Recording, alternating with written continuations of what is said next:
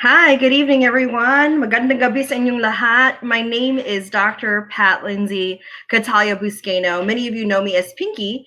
I am the president of FON's Filipino American National Historical Society, the Houston, Texas chapter. Thank you so much for joining us tonight on our 9th day of the film festival. As a friendly reminder, this Q&A is being broadcast live on YouTube and Facebook, so feel free to ask questions at any time and leave them in the comments section. We'll try our best to address them during the interview. We have the pleasure of interviewing all of the filmmakers from tonight's film block, Raising Spirits. I will be the moderator for our first interview, the Celine Archive. Joining us in our second half will be our festival director, Jessica Kong, to conduct the interviews with our filmmakers from Fugetsu-Do and Koreatown Ghost Story. Now it's an honor to introduce the director, writer, producer of the Celine Archive, Celine Parrenas Shimizu. Welcome aboard, Celine. Thank you so much, Pinky. I'm so happy to be with you and to connect with you today. Yes, it is great. Thank you so much for joining us tonight. And we are here to talk about your amazing cuento, your story, your film. Definitely, I know for me as a Pinay, it's made me very proud to see your story. So let's just dig right into it, Celine. You ready? Yes, thank you. So you had this idea to make Celine's story into a movie over 20 years ago, and then you unfortunately experienced the loss of your son. How much of the original vision you had for that film changed as a result of your loss? I really thought of the subject of my film, Celine Navarro, who was buried alive by her community in early 1930s, Northern California, as a ghost story, that circulated in our community, particularly the Filipino American community in Central California. And the act of going into the archive, with the help of Filipino American National Historical Society, as well as, scholars of Filipino America, really fleshed her out for me. So she was no longer like a manananggal, like the Filipino bird flying around in the sky, threatening to kill you, but really represented the stories in our community about women that were suppressed and buried because the violence and brutality that she faced were almost too much to bear in a society really subjugating Filipinos racially. It's almost like excessive, the story of her sexualized and gendered experience. Right. And so the confrontation with the archive, really brought her down to earth and meeting her family, because you can't make a story about a people or someone without involving her people and her community. Right.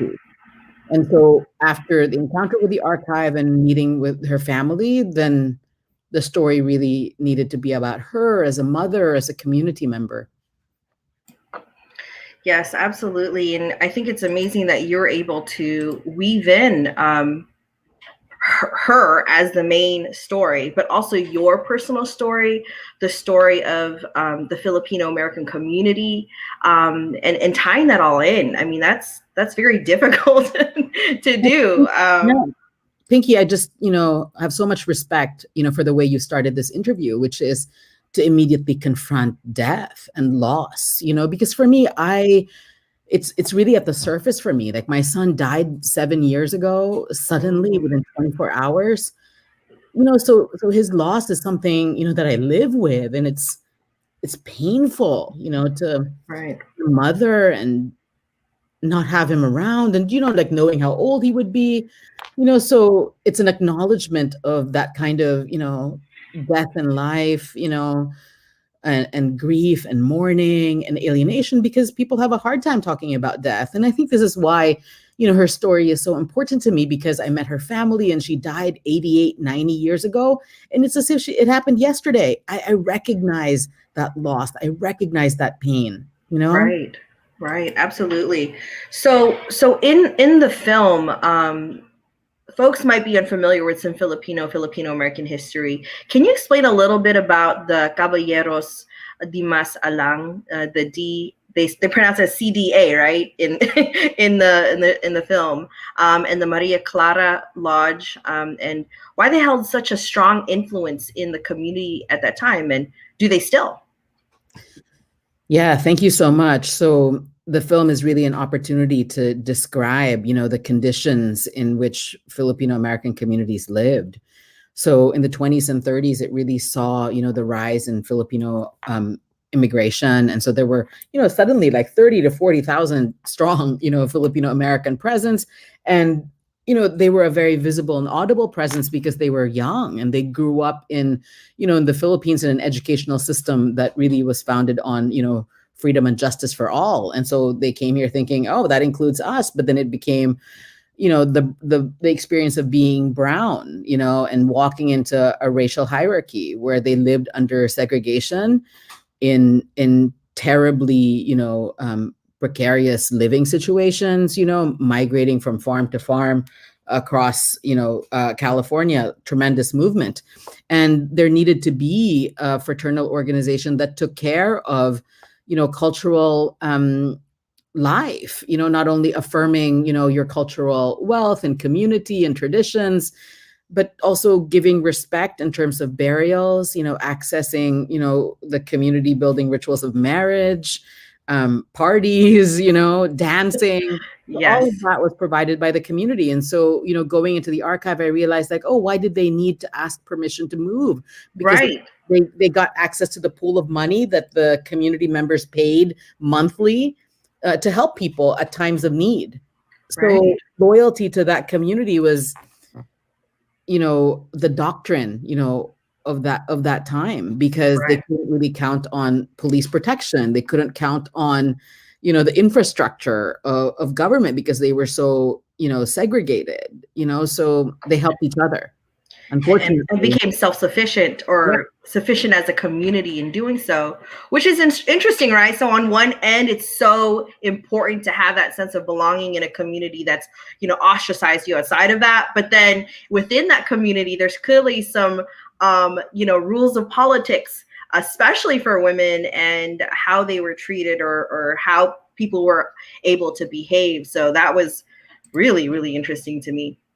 The Filipino national scholar of Fons, right, was Dr. Dawn Mabalon, who died suddenly right after, her interview in the film. And, she was not even at the top of her game, but she's contributed so immensely. Like the most important work of this community came from Dawn. And it's such a loss that there was just so much more work ahead, that she couldn't make. But in her work, Little Manila is in the Heart, she really paid attention to the stories of women and did not want for Filipino American history to remain a story focused primarily on men. And so, it's interesting to think about, was Celine Navarro someone who was, playing with, gender and sexual freedom, because there were 14 men to one woman. Was she looking around and saying, hey, I have other options, let me check it out? But no, actually,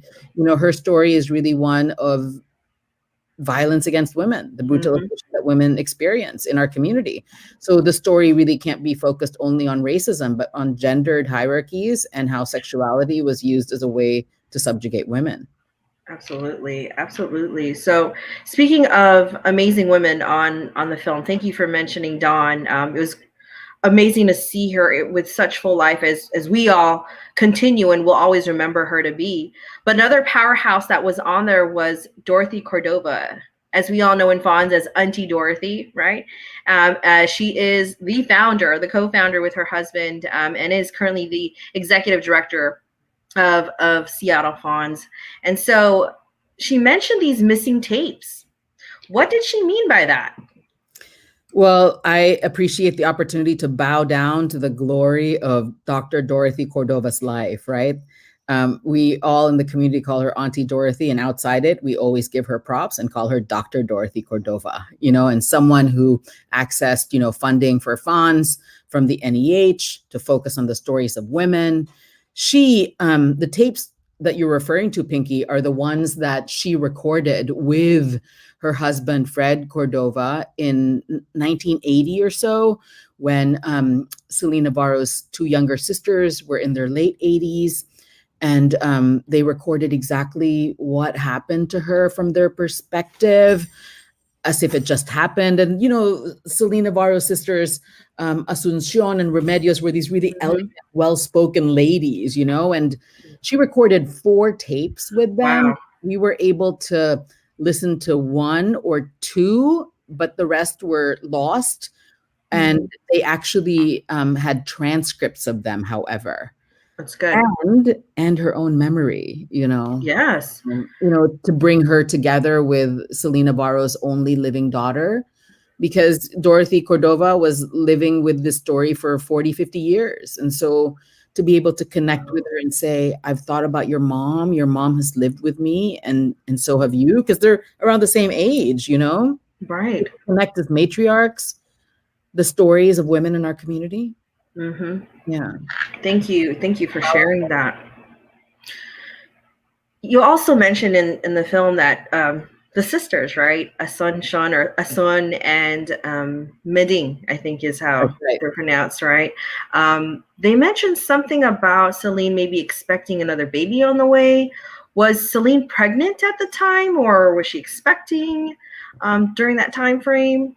The work of the community scholar and historian Alex Fabros actually says that, she was not, based on his own very intense and sustained, research that involved, many students over a number of years at San Francisco State University, where I currently am. And so, no, according to his research. I would have been surprised, and I know that wasn't mentioned. But that's really good to hear, because I think that would have probably caused even more havoc probably in the community. Like, not only a woman had died, buried alive, also if something else was growing in her, I think that would have been even more of a tragedy. It's so interesting to think about pregnancy and women and mothers, because all of these women were workers. They were workers in the farm. They were workers in the community. I mean, they were not hanging out at home, and to see them have babies so young in life, Celine's mom had her when she was 15 or 16. And Celine had her own firstborn son at 15 or 16 as well. So, reading about that, you can imagine the conditions in which they were raising their children as mothers and as workers. Exactly. Speaking of her motherhood and seeing the descendants towards the end, there's a beautiful, beautiful scene at the end with the funeral, or well, not funeral, memorial, excuse me. Right. And I jotted down some of the things they were saying, like great grandma or Lola, we couldn't have been here without you, and that experience of they've never met her before, right? But they could feel her. And so I want to ask you, how was that experience for you filming that part? Because that really tied everything in. This film really showed me, California spaces in a new way. I never even knew we had this Sacramento Delta. It goes from, the Pacific Ocean and pierces deeply into, way deep, like you drive 2-3 hours and there's still the Delta there, And so Celine Navarro's family has been scattered. She has family in Houston, actually. One of her granddaughters lives in Houston. She has several all over the Bay Area. And so, and her body, she's buried, nearby where she was killed or / buried alive. And it was an honor, to be able to bring together generations of her family. And, like you, I was so moved by, what one of her youngest, like great grandson said, which is, "You're a bold, courageous woman."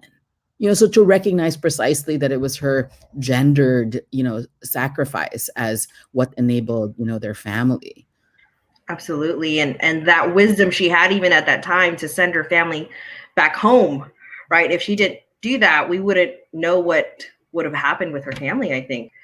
Yeah, what's so phenomenal about this family, right, is that they're Black, they're Latinx, they're Filipino, Right. So it looks like America. But at the same time, they also illuminated, and I think this is one of the biggest contributions of the film, how did Filipino Americans, Filipino immigrant people experience, their special status, which is unlike other Asians, they were nationals, somewhat informalized citizens who were always being questioned about whether they belonged, right? But they were able to go back and forth. When she died, they found not only her jewelry on her body, but about $200, which I think is like over $1,000. Right? Nobody stole it, but she had money and she was always going back and forth, and she took her kids home.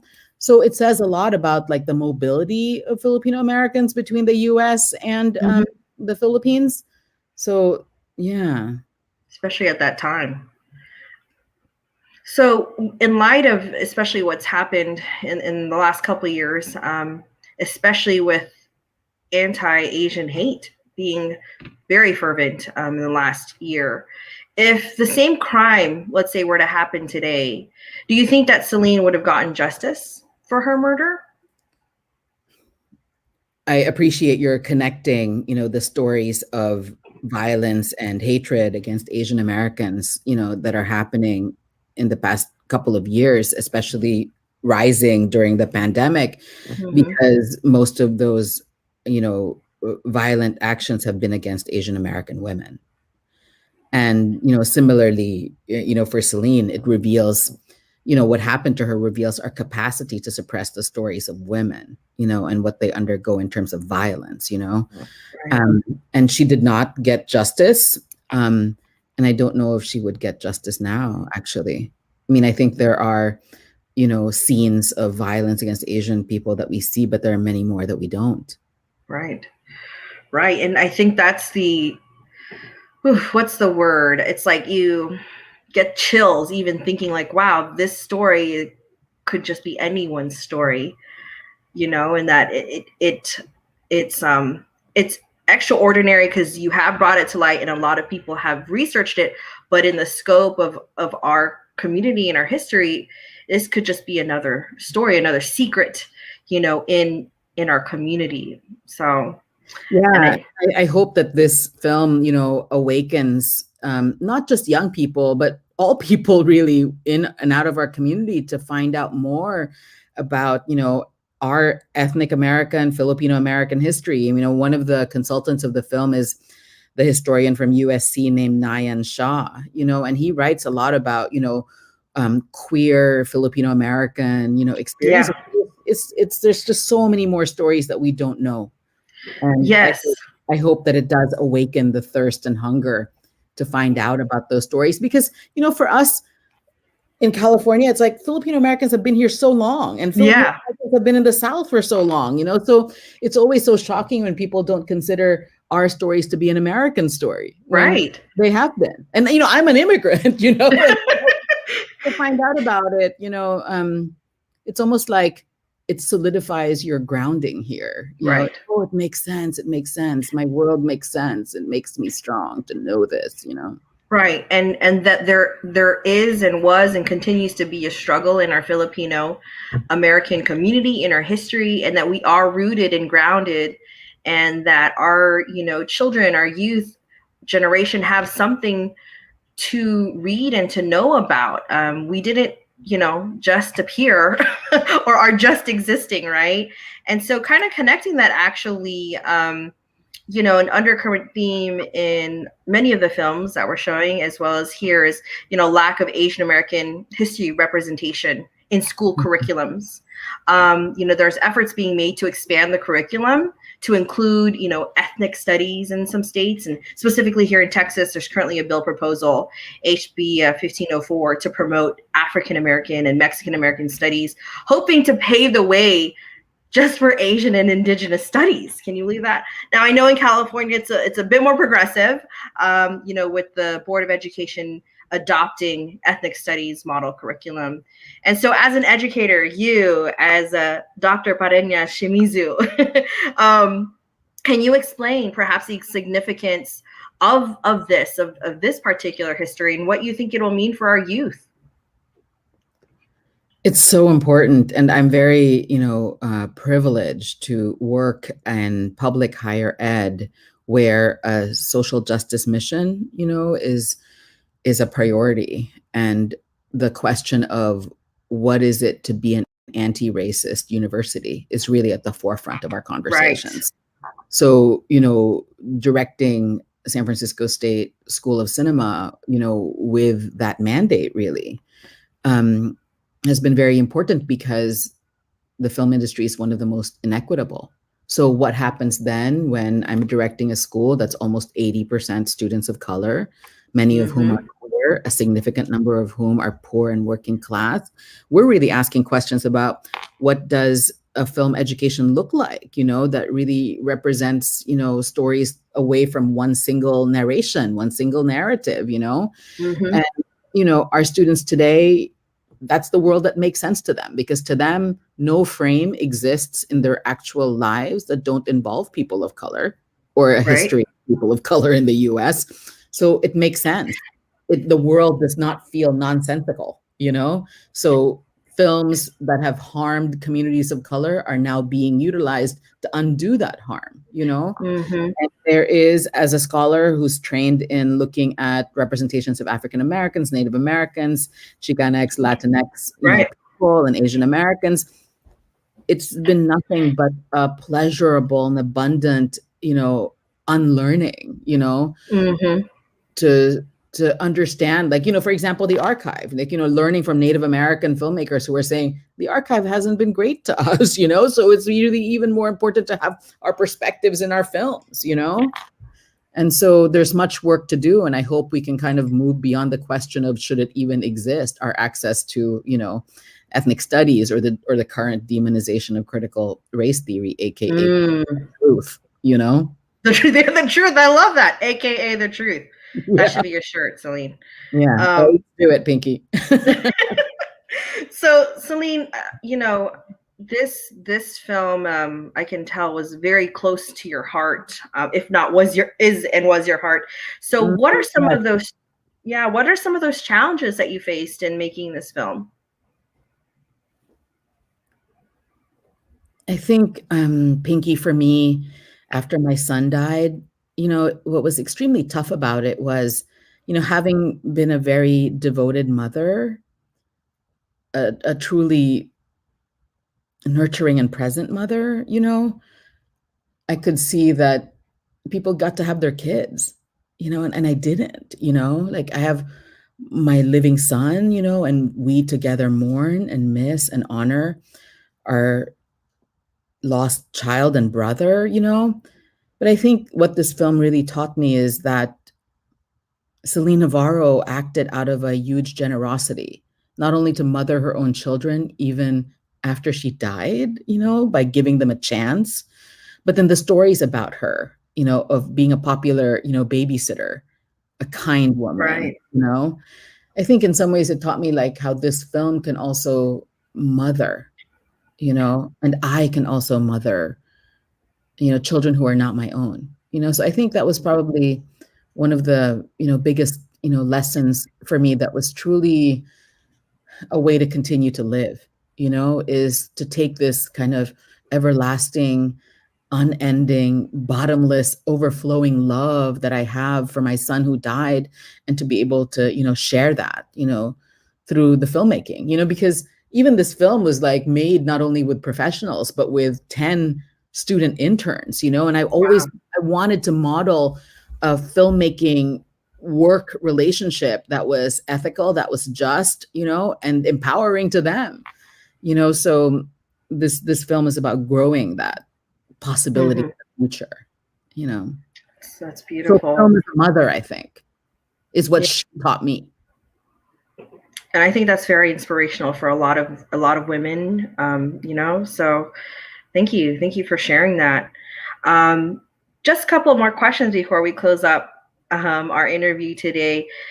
Any upcoming projects you're currently working on? Well, the dream is to create a narrativized, version of the film. Because after, having read through the archives, the stories, I mean, maybe it's because we're so dramatic in the way we tell our stories as Filipino Americans, right? The stories are just visually just arresting, like the way they had a brown bag, with 12 white stones and a black stone. And they took turns picking. And whoever picked the black stone was the first to stone her. Oh my goodness. And like the crawling on beans, Well, I mean, I don't want to create a kind of pornography of hurt, but there were rituals that they created that were so ceremonial, so dramatic, not just at the moment that they were hurting her, but really in the way that they lived their life. I mean, just like the rituals of initiating someone into the community, and saying, are you ready to be almost like denude yourself? I mean, not physically, but spiritually, psychically, and say surrender to belonging, like, why are you talking like that? Like, why is it so strange, So I think the screenwriting could be so powerful, and I can visualize it, so that, and then the next film that I'm working on this summer actually is about, how do we pass on, racial stories of racial subjugation across generations, especially when the kids are mixed, and how they understand their racial inheritance, and how they choose to live with that legacy. So I'm in the preliminary, research stages of identifying subjects, so it's conversations between young and old people. And it's like the Celine archive in a sense, like at the end, they're all doing push-ups, like an 8-year-old, a 30-year-old, a 60-year-old, So what are the ways, that we, forge, family across history where, forces have split families, Right. And understanding their roots and their culture of, I can't even say mixed anymore. It's just it's beyond that. It's a blending. It's like watercolors all together. It's beautiful, but it's interesting to unpack. Because in watercolors you can't just unpack one particular color. It's all blended together. And how does that mix and match, which we have to face in terms of our own, let's say, anti-racist sentiments as Filipinos, right? And Filipino Americans. Yeah, we definitely live in a world, right, where these powerful forces narrate, who we are, However, in the intimacy of our homes and our families, there are ways where we express our love for each other and, the richness of our cultural heritage and embrace all of that. So what does that look like? So films are so amazing because you walk into a world of families and you have to have an open-ended approach and, see what happens. And it's a privilege to be there, Well, it's been a privilege having you here, Celine. And hopefully folks can watch your film again, or how can they view and purchase your film in the future? Thank you. So after it's here at the Houston Asian American Pacific Islander Festival, it's going to the Manhattan Film Festival next weekend, and then the Blackbird Film Festival as well. It's both virtual and live. Nice. So if you're in New York, that's available both in the city and upstate. And it also got picked up for distribution by the premier distributor of movies made by women. Women make movies. Yes. And so you can order it at WMM.com, Women Make Movies, or orders at WMM.com. So they're quite friendly and they'll make sure you access it because Celine Navarro's story should stay unburied. Absolutely. And at the top of our minds. Well, thank you so much, Celine, for taking the time out this evening, and tell your son congratulations on graduating. Thank you so much. Yeah, we're about to host a party, lots of food. Yes, of course. Save me, baon. Okay. That's right. Salamat. So thank you. Thank you so Salamat much, din po. and Pinky, everyone there. I really appreciate you showing the film. Absolutely. We look forward to your future work. Thank you.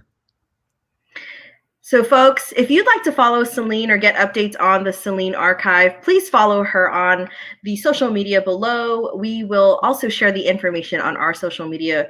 So thank you for watching Celine's interview. Now I'd like to introduce my co-host, Jessica Kong. Hi, thank you so much, Pinky. And thank you for moderating for the Celine archive. You're welcome. Thank you for having me here.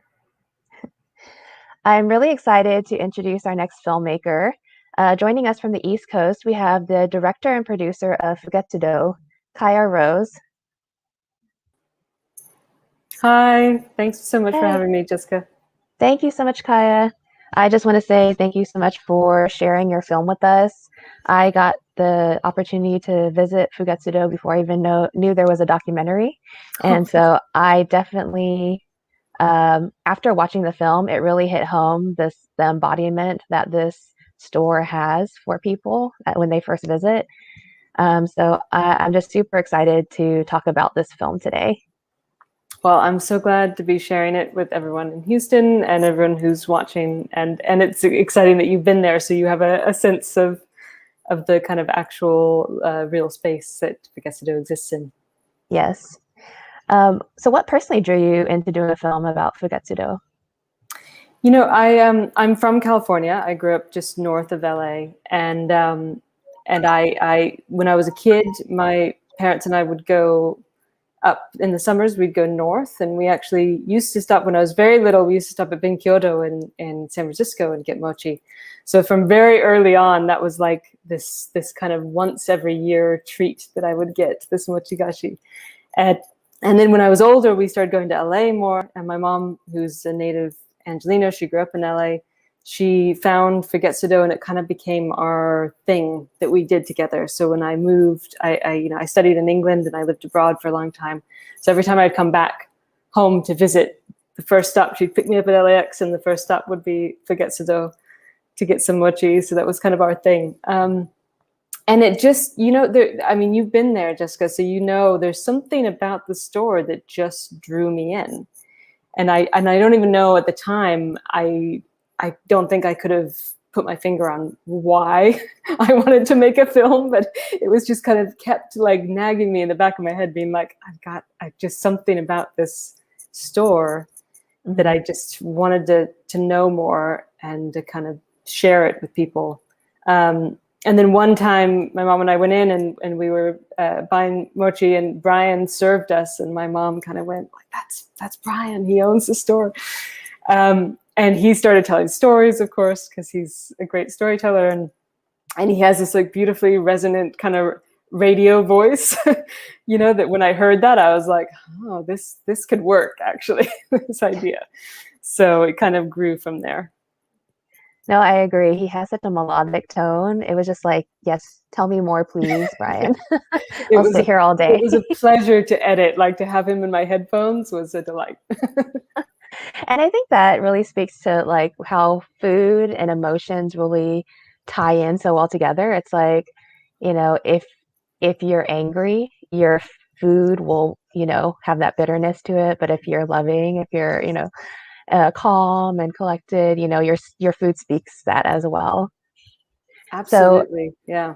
So, the fact that your mom connected you with Brian first, did you immediately know after hearing his stories, like that was the kind of film that you wanted to produce, or did it just come organically as you talked to Brian and kind of said, hey, I want to do this documentary about your store? I didn't really know what the kind of the plot line, so to speak, would be. I knew it would be guided by what he told me. But I did have a really clear sense of kind of style going into it, that I wanted it to be like as if the audience had just walked into the store and that you just had Brian's voice guiding you.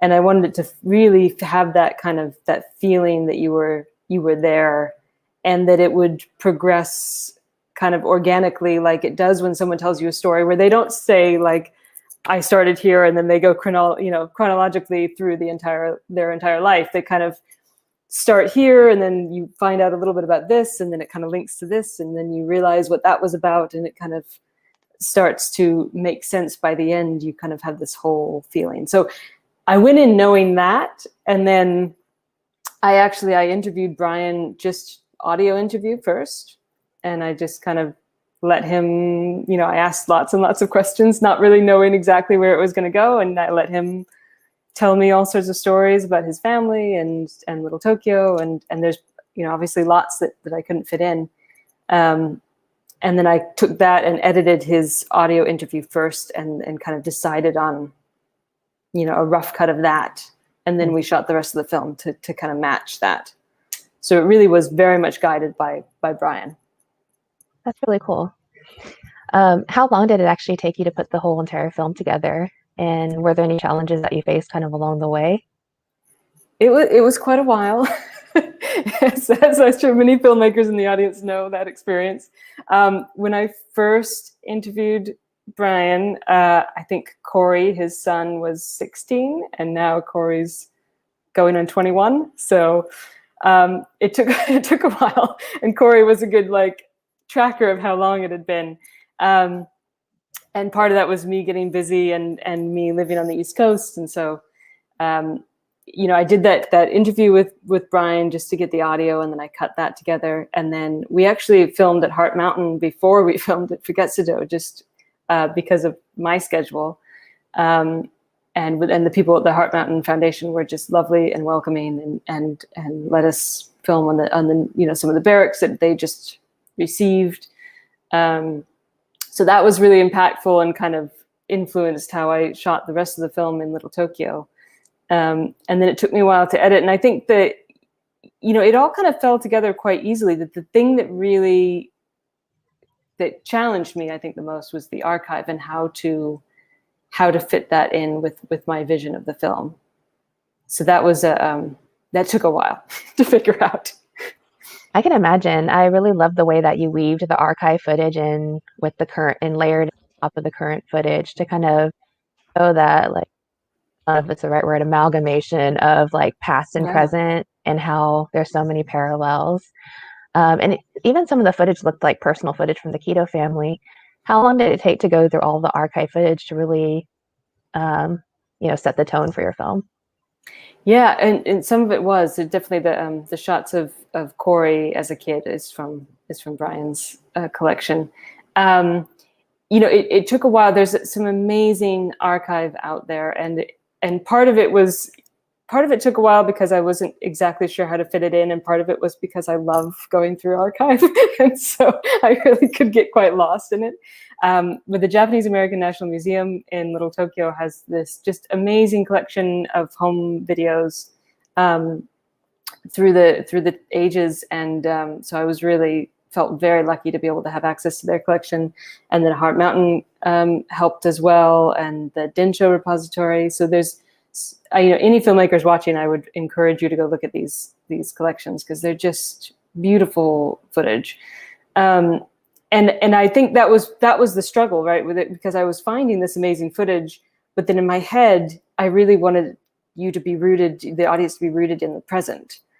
And it didn't feel right to cut from being in the store and then cutting to a piece of archive and cutting back. There was something about it that I was like, I don't think I can do that. And so then I was thinking, do I just not put any archive in? But then I didn't feel like I could do that either, because it was so beautiful. And so it was really, I think, when the film kind of felt like it was coming together was when I came up with this kind of way of overlaying and compositing the archive onto the present, which is really it's how we exist, right? And it's how I felt in the store, that I wasn't just walking into a sweet shop. It was this store that had been there in the center of LA for 100 and going on 118 years now. And it had seen so much, and all of those memories are layered in there when you walk in. And so I think the way that I figured out how to do the archive kind of helped bring that more to life, that it wasn't a this or this. It was both at once. It was both the present and the past at once. That's a nod to the theme that, Brian made the distinct conscious decision to keep Fugetsu-Do the way it was, for the past 100 years and not to change anything or, make it more contemporary or modern. He kept it, true to form how it originally was so that people in their later years can come back and still come to a place of comfort. So I think that was really a smart move to really, use that splicing of both archival footage and the current footage.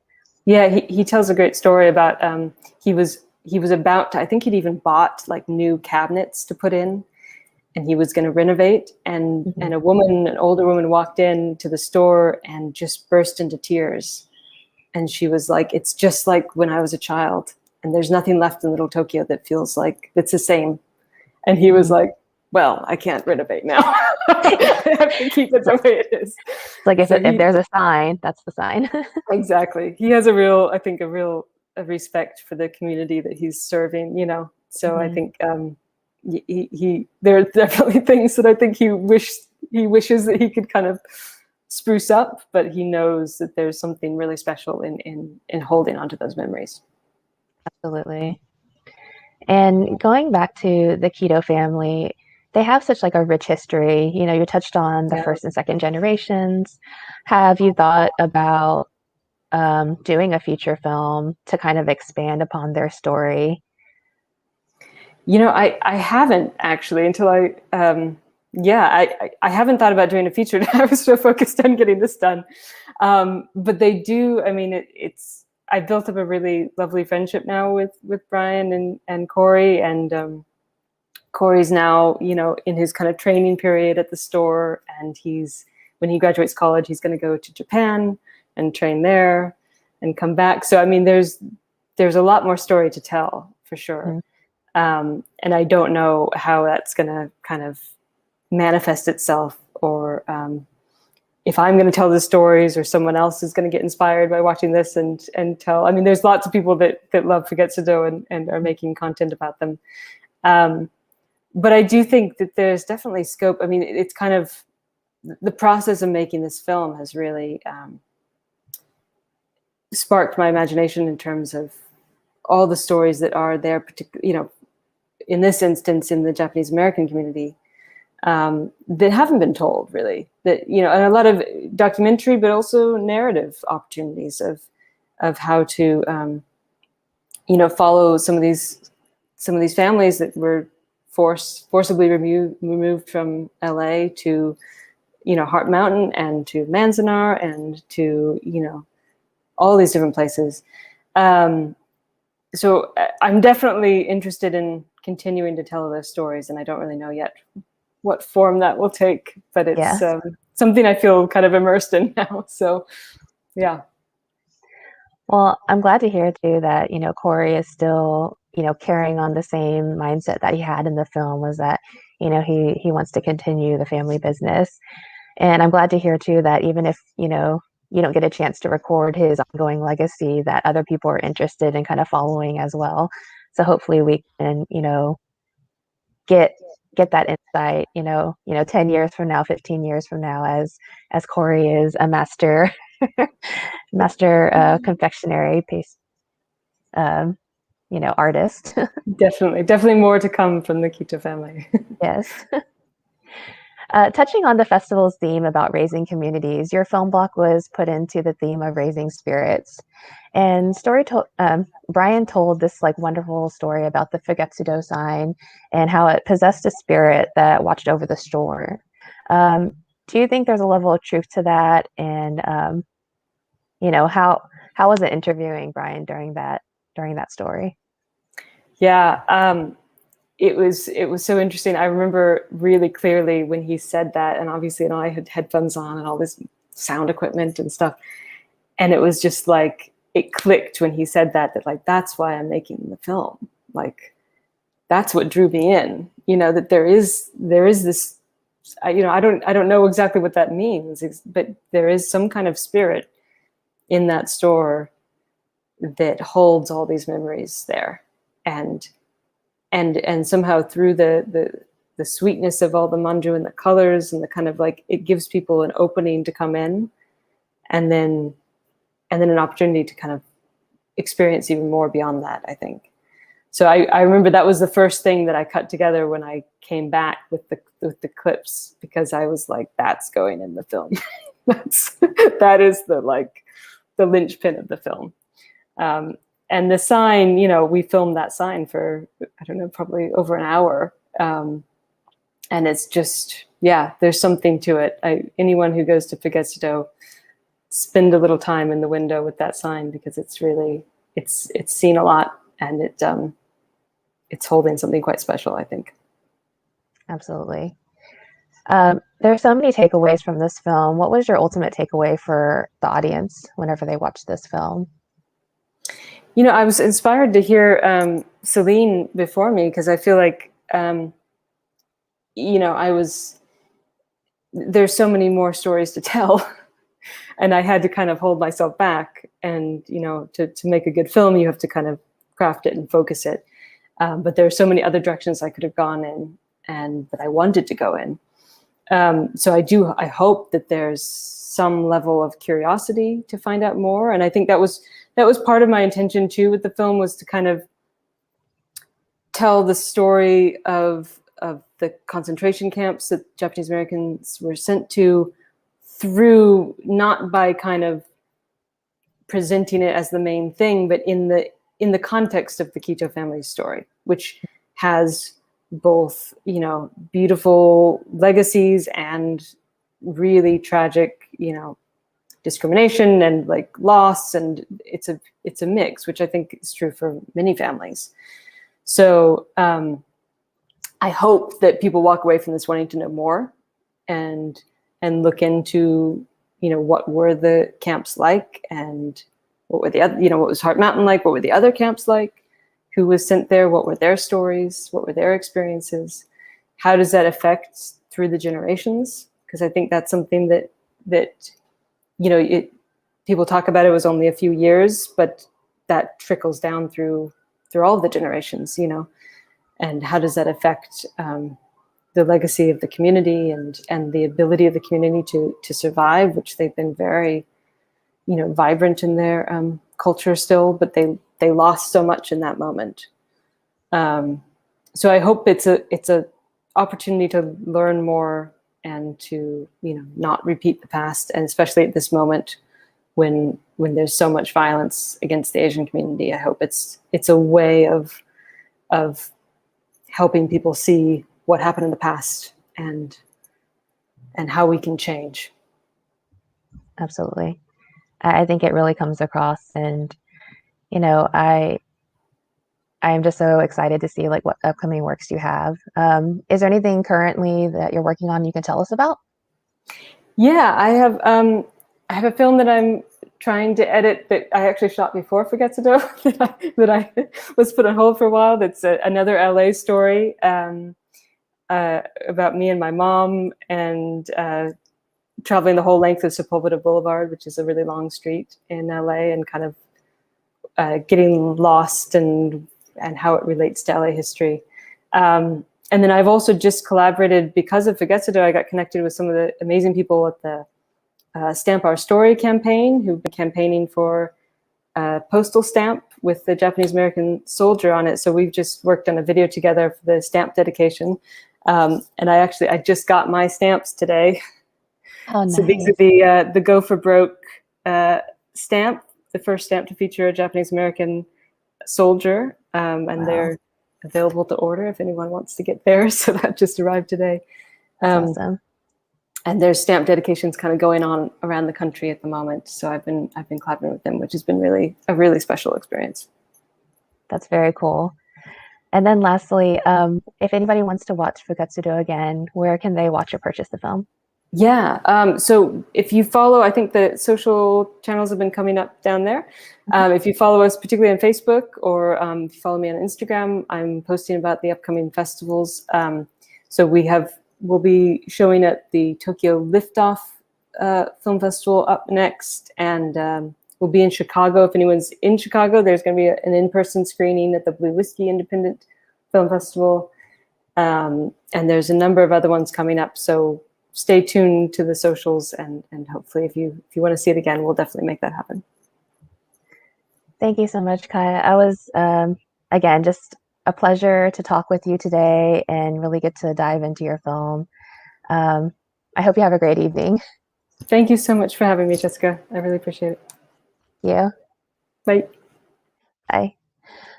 Audience, if you'd like to follow Kaia and get updates on her upcoming projects, please follow her social media that was listed below. We'll also be sharing it on our social media as well. So please check it out. And then now, last but not least, I'd like to welcome the directors, writers, producers of Koreatown Ghost Story, Minsun Park, and Teddy Tenenbaum. Hello. Hi. Thank you for having us. Thank you so much for joining all the way from the West Coast. I'd first like to say, shameful plug, I really love Ghost Whisperer. And so when I saw that you were also part of that project, I was like, oh, definitely, I have to talk with you more. But this is a little different, though, don't you think? It's definitely a little different. But, as seasoned writers fluent in the horror, thriller, action genre, what drew you to this particular type of story that you wanted to tell? The story of Koreatown Ghost Story, or the genre in general? Well, let's jump into genre in general first. Okay. I think we both have individual reasons for being so fascinated with supernatural and horror, and universal reasons. So, in terms of personal reasons, I was a chicken growing up. I was afraid of everything, mostly the dark. I had kind of an awakening when I was about 13 or 14. I saw some movie I shouldn't have seen. The thrill that suddenly it gave me, the thrill of experiencing something truly frightening, but in a safe place, was really powerful for me. And I always wanted to be a storyteller anyway. So I think I gravitated towards that feeling, bringing that feeling up in audiences. And it's funny you mentioned Ghost Whisperer, because my favorite thing about working on Ghost Whisperer was that, they brought me in particularly at the time when I came in to try to make it scary. That was kind of like, every writer has kind of a thing, and that was my thing on the show. But what I really wanted to do was make people cry, because I think that's much harder to do than scaring people. And so when I could make people cry in episodes, that really was like goal, I was really excited about that. Minsun, as opposed to my experience, she grew up in a haunted house. So that probably inspired her to follow this. That's a whole other rabbit hole. We won't go down that one right now. Yeah, we'll put a pin on that one. But when it comes to the genre in general, universally, and I think we've discovered this during the pandemic a lot, that horror gives people a way to have an outlet of all the fears and all the tension and everything that you hold throughout your day and your life, from all the horrible things happening in the world. And horror is a way for you to feel that release in as I mentioned, this safe place. So, and also, I think, we gravitate towards things that give people a visceral reaction, that make you scream, laugh, comedy, horror, and there's always a little comedy in what we do as well. But just as storytellers, that's the kind of thing that we like to elicit in audiences. Oh, I like that. And side note, yes, you did make me cry as much as get a little thrill for Ghost Whisperer. So Awesome. y'all definitely succeeded there. Going into kind of that fine line between horror and humor, I really loved, Margaret Cho's performance, but I especially loved Lyrica Okano's performance, the actress who played Hannah. I thought she did a really great job of that. How did you formulate your cast? Do you want to answer that, or should I answer that? You can talk about Margaret. I'll talk about Lyrica. Okay. Well, when we were first writing the script, I kept envisioning for Mrs. Moon, Margaret Cho, which seems like an unconventional choice, but I've been, such a longtime fan of Margaret's, work as a comedian and as an actress, and particularly her portrayal of her mother during her stand-up is just so iconic, and it always makes me laugh because she just embodies that she's like my mom basically when she does that, and she just channels this like Ajima, this middle-aged woman character. And so even though our Mrs. Moon is written nothing like her mother that she portrays on stage, Margaret has this ability to like be very vulnerable, yet very real, and she just is such a gifted actress, right? So I just kept thinking she'd be perfect as Mrs. Moon. And so when we reached out to her, it was just like I didn't expect anything, but she really responded to the material and wanted to get involved. And once Margaret agreed to be a part of not just in the film, but a part of the creative process as executive producer, the group of us started talking about actresses for the role of Hannah, since it's every bit as important a role. We had loved Lyrica in the show that she was one of the leads on for a few seasons that it was on, which is Marvel's Runaways. It's a very different character that she played on that. I loved how kind of sharp she was on the show, but also vulnerable. And so we went to her, and we were just incredibly lucky and excited to get her. And then on set, we found that we had made the right choice because she was brilliant. Yes, the scene where she does the pew pew ow, it makes me laugh every time. Yeah. I love that She's kind so of like funny. subtle, that under the radar humor. It is my kind of humor. So jumping back into the story, what inspired you to first write this story? Well, we wanted to do a horror or a ghost story that was a little bit more culturally specific and a little more unusual. And I had this cousin when I was growing up. I didn't actually meet her, but there was a family story that inspired this, actually. When my cousin was about 26 years old in Seoul, she fell down a flight of stairs in her workplace, and she fell 3 stories to her death. It was 2 weeks before her wedding day. And my aunt was just devastated over her daughter's death. And she started having these visions, or maybe nightmares, that her unwed daughter was haunting her. And there is this Buddhist belief that, if you're unmarried and you go on to the next life, you're likely to come back as an unhappy, hungry ghost. And there are some rituals in Korea, and also in China as well, where they marry spirits together. They matchmake them in the afterlife so that they can rest easy in the afterlife and ascend to the highest level of the afterlife. So in my cousin's case, her mother, my aunt, consulted, I don't know if it was a mudong, like a shaman character, or whether it was a Buddhist monk of some kind, but they did a ritual to put her, her spirit to rest. So ever since then, that story kind of stuck with me. And I just thought about, like, what would that be like if a living woman married a ghost, and what would be the repercussions and the consequences of that, especially with the societal pressures for women to marry. That's really interesting. And I'm sorry for I'm sorry for your cousin. Yeah. Oh yeah, that was so many years ago. I've never met her. And yes, it was just a family story that just kind of stayed in my head. And I never thought I'd ever, do anything with that. But, writers just have things marinating in your head all the time. Absolutely. So for those that are like unfamiliar with the Korean folklore, I know you kind of touched that, you kind of took some of the Buddhist rituals to inspire this film. Were there any specific rituals? Like, I know in the film you focused on Jusuk, I believe, the Korean Autumn Festival.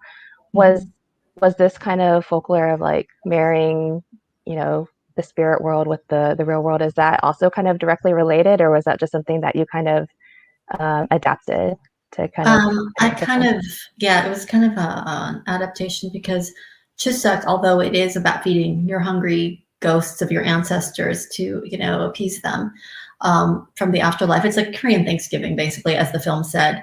But yeah, it was just a setting for us to like kind of use as an exposition to explain the story of Edward and the fact that he had passed on. And it was just an entry into the world. And also for me, it was a childhood memory that really freaked me out, because, there's nothing like going to bed knowing that grandpa's like eating whatever, and Dead grandpa is coming to like eat his favorite get a meal, and like the sake that they pour. I mean, it would just like give me nightmares at night to just like go to bed thinking about that. Like, who does that? Who feeds hungry spirits? Koreans do. So it was just something, you know, from childhood that persisted, and also it's just the visual banquet that's put out for, you know, the spirits and for the family members to eat. It was just something, and feeding hungry ghosts and stuff like that was a thematic thing that I wanted to touch on. And then speaking of eating, was Mrs. Moon's character, she ate what looked like a tomato in one of the final scenes. Is that kind of, is there something symbolic about that, or? Well, it was actually a persimmon. Oh, persimmon. Okay. Yeah, it's hard to tell on camera. It was a leftover from, we had cut out an earlier scene where Hannah's character, to lure Edward away from the door, the hungry ghost, she throws the persimmon, which was floating around in the bathtub, out the door, and she, you know, and when he goes after it, she makes her run for it. But we cut that out for other time reasons. I'm not sure why we cut that scene, but we cut it. And so yeah, but the persimmon is very iconic in Korean culture as a fruit, because it's like autumnal. You only have it between September and December. You know, it's only ripe at that time. And also with like, I believe with Buddhist rituals, persimmons are always used. I mean, it's iconic. It means transformation in Buddhist culture. So it goes from being fairly bitter to really ripe and orange. And so it's very symbolic, but it's also just this fruit that's so plentiful in Korea. And it's just, you grow up eating it. At least I did. So that was why it was also always part of the chuseok. Like I always see plates of it, you know. Right. No, that's really interesting.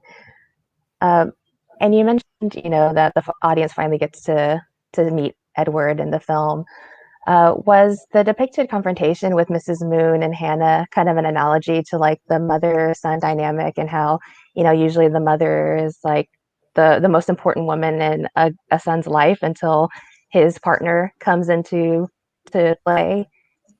Or is that just something?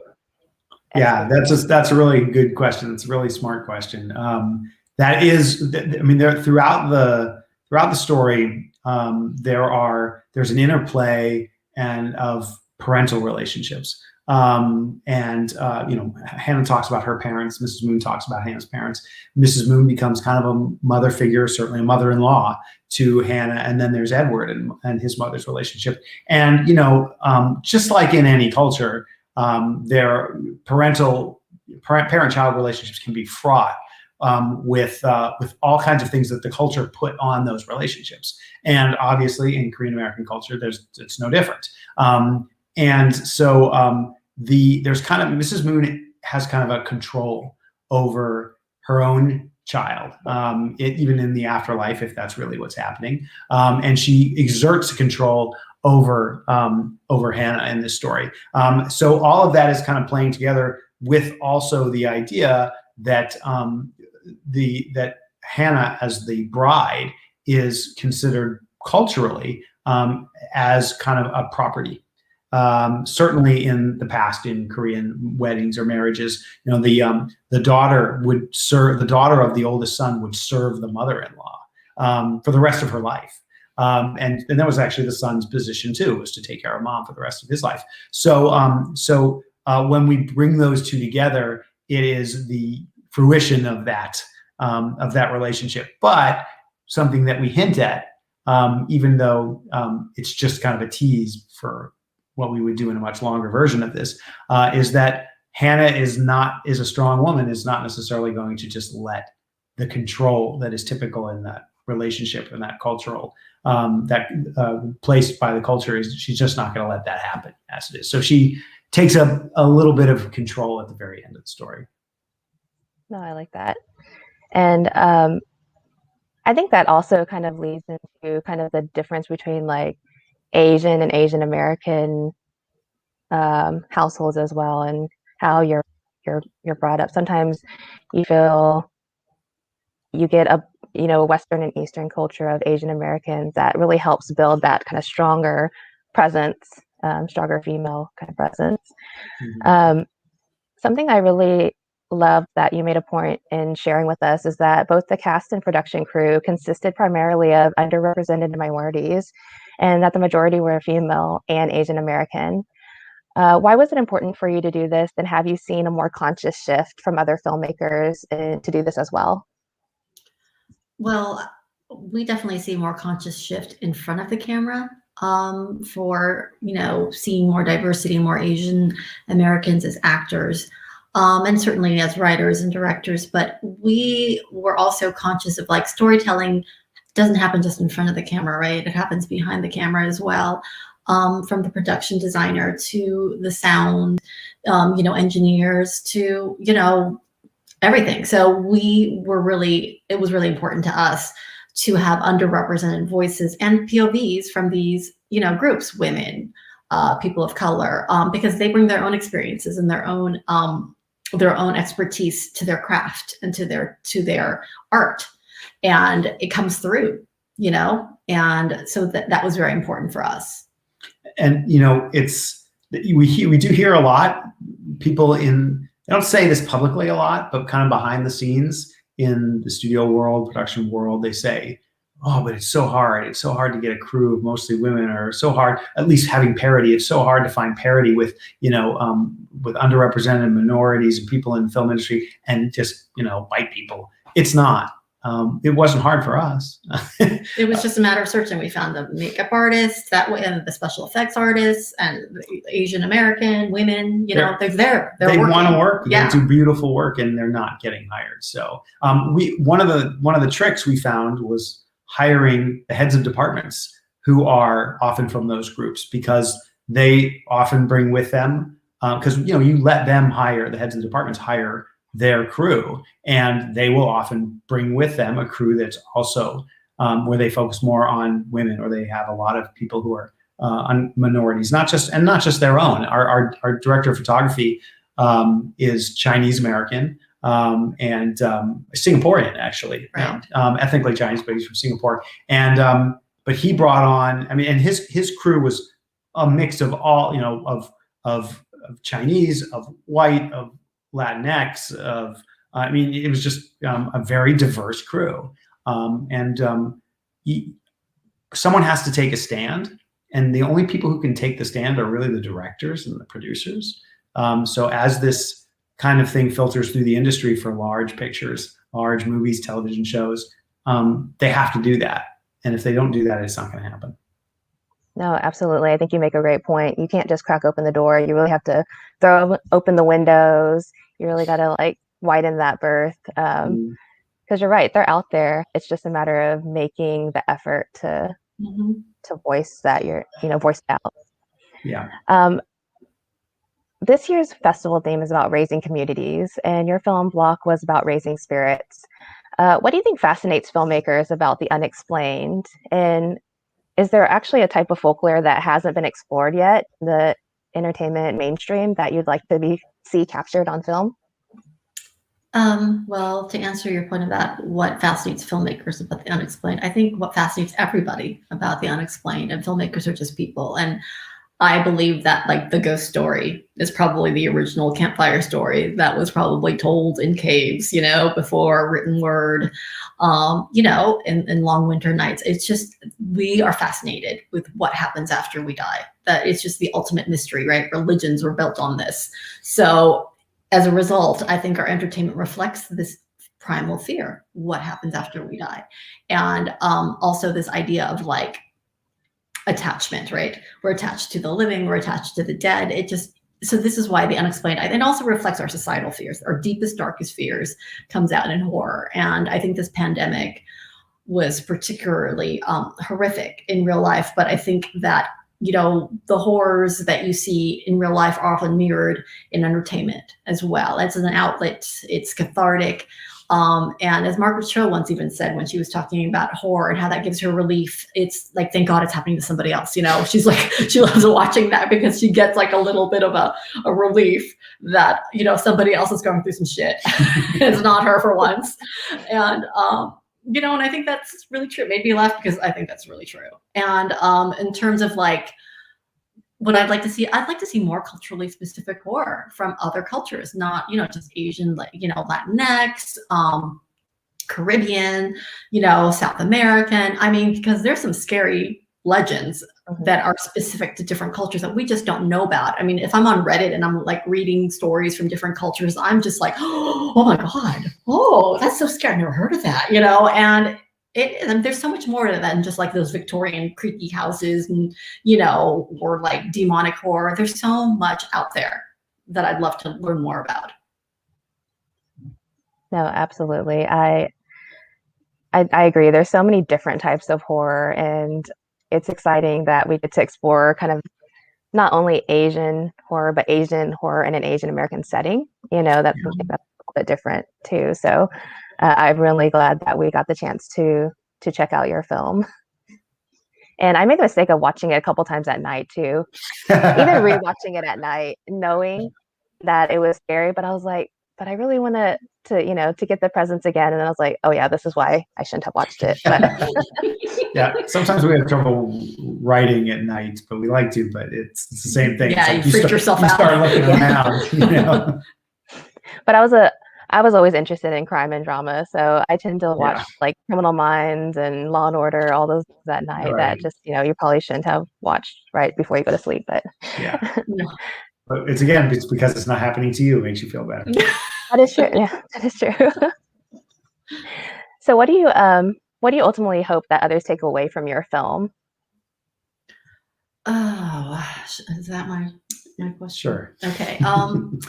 Well, ultimately, I think, I mean, well, what's going on right now, specifically with the COVID and the anti-Asian sentiment that's been going on, I think that it's really important to tell Asian American stories, just to humanize people, right? And that's the best way of, you know, feeling like, you know, we all universally have the same fears and hopes and dreams. We're all people.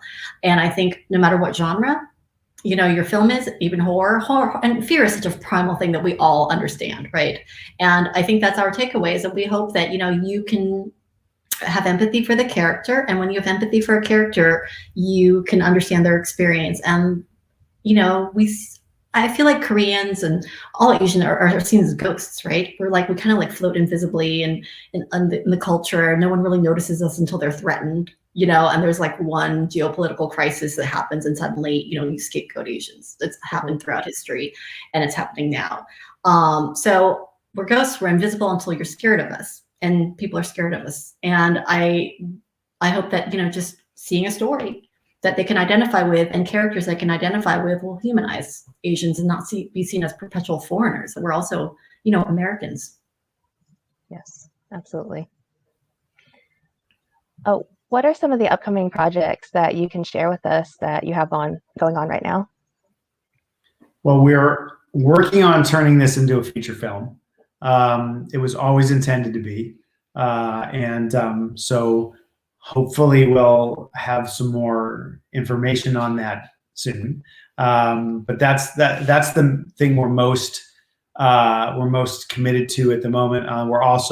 We've been working on an idea for a television show for a while that we're ready to explore as well. That's also culturally specific. It's also Korean American based. And it's an American story. It takes place in Los Angeles, but it involves a Korean American, or rather Korean folklore. That's really exciting. I can't wait to see more of your stories. And as far as Koreatown Ghost Story, if others want to watch it or purchase the film, how can they go about rewatching?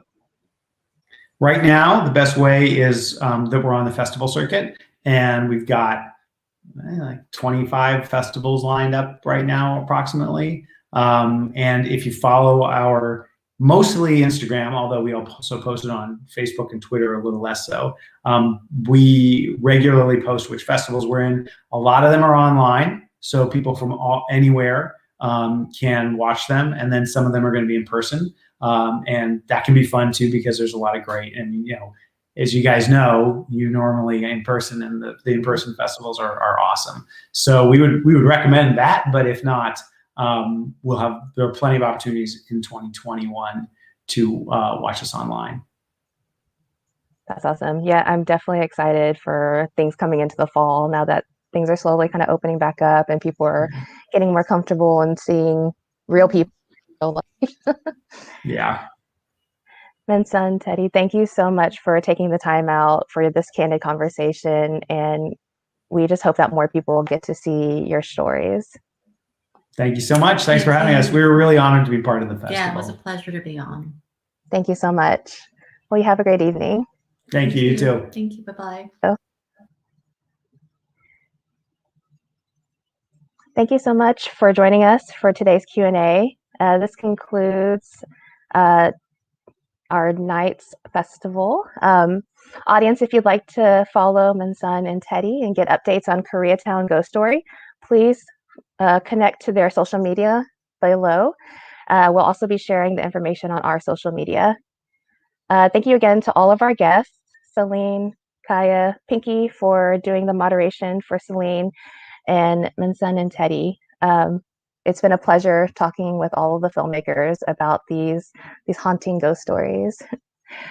This concludes day 9 of HAAPIFEST. Tomorrow's film blocks are Raising Hope and Raising Artists. Raising Hope features the documentary Vincent Hu, which recounts the brutal killing of Chinese-American Vincent Chen as a result of the anti-Japanese rhetoric surrounding the auto industry in the late 80s or in the mid 80s. And a live Q&A with producer Curtis Chen, we will discuss the movie and its unfortunate parallels with today's anti-Asian climate. And Raising Artists, to be visible, uses the whimsical art of puppetry animation to engage audiences in more serious discussions about Japanese Americans and their experiences in internment camps. Idol uncovers the cutthroat world of girl groups and challenges of staying on top and avoiding financial rock bottom. And then our feature film is Tokyo Hula, a documentary which explores the art of hula dancing and how Japan has both embraced and evolved this traditional Hawaiian dance into a thriving industry. Tickets and passes are still available, so please go to haapifest.com, and I hope you have a great evening.